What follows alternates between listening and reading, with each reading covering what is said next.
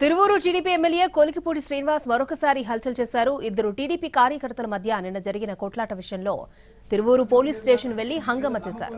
స్థానికంగా సాయి సుమిత్, రామకృష్ణ అనే ఇద్దరు వ్యక్తుల మధ్య వివాదం చెలరేగింది. దీంతో రామకృష్ణ సాయి సుమిత్ పై సీసాతో దాడి చేశాడు. విషయం పోలీస్ స్టేషన్ వరకు వెళ్లడంతో పోలీసులు కేసు నమోదు చేశారు. రామకృష్ణ తల్లి చెల్లిని స్టేషన్ కి తీసుకొచ్చి రాత్రి 9 దాటినా ఇంటికి పంపించలేదు.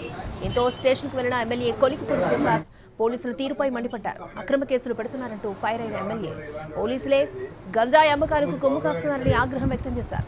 అధికార పార్టీలో ఉంటూ పోలీసుల తీరుపై ఎమ్మెల్యే చేసిన వ్యాఖ్యలు చర్చనీయాంశంగా మారాయి.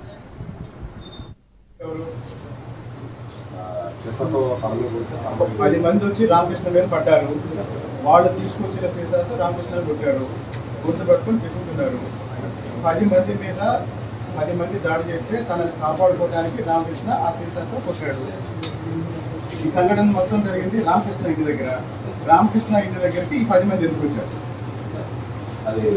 దర్యాప్తు జరుగుతుంటే 307 ఎలా పెడతారు? దర్యాప్తు జరుగుతుంటే 307 ఎలా పెడతారు?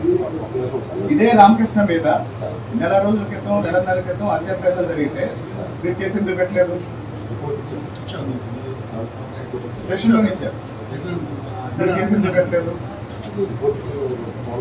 వెరిఫై చేస్తాం సార్. యాక్చువల్గా జరిగింది సార్. ఇది తలపగిలిన జరగని చెప్పి ఒక వ్యక్తి హాస్పిటల్ జాయిన్ అయ్యి రిపోర్ట్ ఇచ్చారు. ఆ తలపగిలిన వ్యక్తి రామకృష్ణ ఇంటి దగ్గర ఎందుకున్నాడు?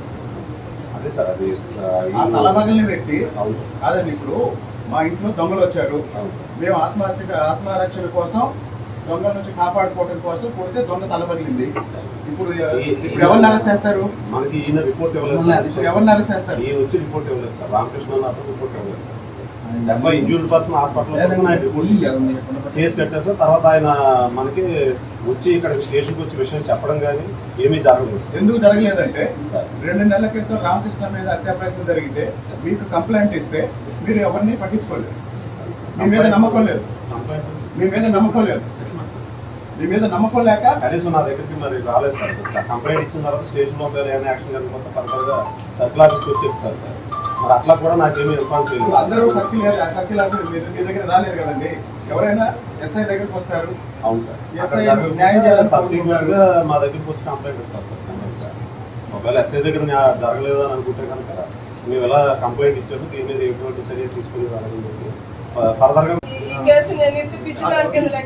కేసు ఇస్తే ఎందుకు తీసుకోలేదు?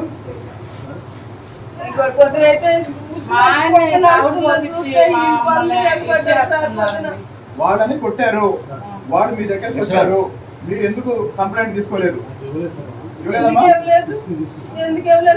అంటే పోలీస్ స్టేషన్ వచ్చి మీకు ఇవ్వకుండా ఎందుకు వస్తారు?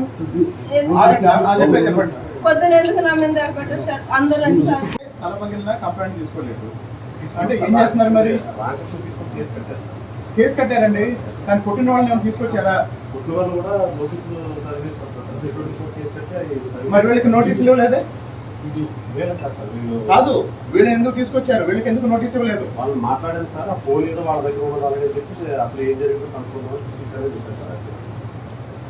ఎప్పుడు పిలిపించారు? పొద్దున్న పిలిపించారు.